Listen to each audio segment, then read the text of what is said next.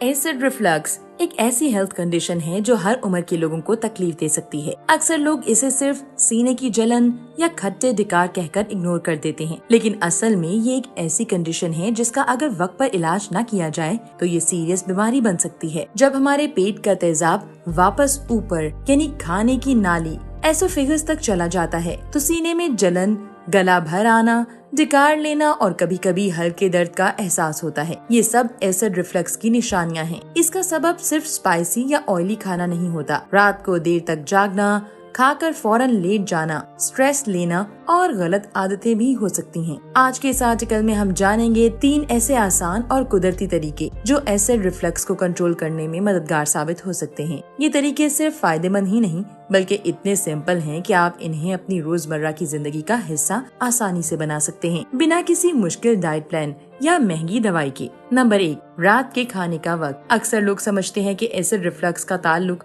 इस बात से है कि हम क्या खाते हैं, लेकिन असल में खाना कब खाया गया है ये उससे भी ज्यादा अहमियत रखता है। जब आप रात को खाना खाकर फौरन लेट जाते हैं तो आपका डाइजेस्टिव सिस्टम खाने को ठीक से हजम नहीं कर पाता और उस वक्त स्टमक एसिड आसानी से ऊपर यानी एसोफेगस तक आ जाता है, जिससे सीने की जलन, खट्टे ढिकार, गला खुश्क होना और कभी कभी रात को नींद से उठ जाना जैसे मसाइल पेश आते हैं। इस प्रॉब्लम का सीधा हल ये है कि रात का खाना सोने से कम 3 घंटे पहले खाएं और अगर आपको रात में कुछ स्नैक खाने की आदत हो तो उसे फौरन छोड़ देना बेहतर होगा। ये एक छोटी सी तब्दीली आपकी सेहत पर बड़ा अच्छा असर डालती है। नंबर 2, खाने पीने का तरीका। एसिड रिफ्लक्स का सबसे बड़ा सबब है ओवर ईटिंग यानी एक ही वक्त में ज्यादा खाना। जब आप बहुत ज्यादा खाना एक साथ खाते हैं तो स्टमक उस खाने को डाइजेस्ट करने के लिए ज्यादा एसिड प्रोड्यूस करता है। ये एसिड फिर एसोफेगस तक वापस चला जाता है, जिससे सीने में जलन, खट्टी ढिकार और गला जलने जैसे सिम्टम्स शुरू हो जाते हैं। इसका सबसे बेहतरीन हल है कि आप अपने खाने की क्वांटिटी और टाइमिंग दोनों को मैनेज करें। रोज के 3 बड़े मील्स के बजाय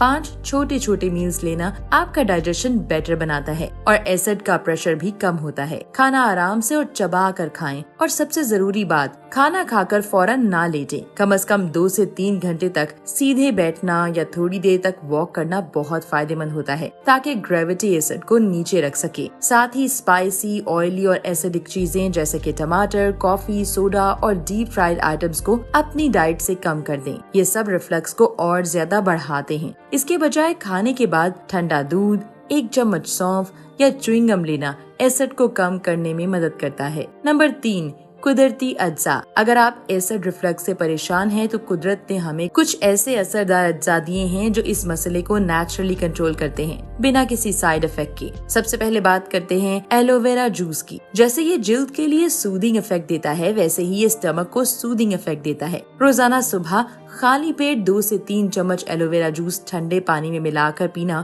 एसिड के खिलाफ एक नेचुरल बैरियर बनाता है। ये न सिर्फ स्टमक लाइनिंग को प्रोटेक्ट करता है बल्कि इन्फ्लेमेशन भी कम करता है। दूसरा इंग्रेडिएंट है सौंफ यानी फेनिल सीड्स। खाने के बाद 1 चम्मच सौंफ चबा लेना या इसका हल्का सा पानी पीना डाइजेशन को बेहतर बनाता है। सौंफ में मौजूद सर्टेन ऑयल्स जैसे एंजाइम्स को एक्टिवेट करते हैं जो गैस, ब्लोटिंग और एसिडिटी को कम करते हैं। ये स्टमक एसिड को बैलेंस करता है और पेट को हल्का महसूस करवाता है। तीसरा जबरदस्त एलिमेंट है अदरक यानी जिंजर। इसमें एंटी इन्फ्लेमेटरी प्रॉपर्टीज होती हैं जो स्टमक के इरिटेशन को कम करती हैं। अगर आपको सीने की जलन या खट्टी डिकारें बार बार आती हैं तो अदरक का छोटा टुकड़ा चबा लें या अदरक वाली चाय बनाएं। ये न सिर्फ आराम देगा बल्कि डाइजेशन को भी स्मूथ बनाएगा। रोजमेरी को अक्सर खुशबू और कुकिंग के लिए इस्तेमाल किया जाता है, लेकिन इसमें मौजूद रोजमेरिनिक एसिड नाम अक्सर एक पावरफुल एंटी इन्फ्लेमेटरी एजेंट है। ये कंपाउंड न सिर्फ एसिडिटी को कम करता है बल्कि लिवर फंक्शन को भी सपोर्ट करता है। आप रोजमेरी और जिंजर को मिलाकर एक हर्बल टी तैयार करें। ये टी न सिर्फ स्टमक को रिलैक्स करेगी बल्कि स्ट्रेस रिलेटेड एसिड रिफ्लक्स भी कंट्रोल में आएगा।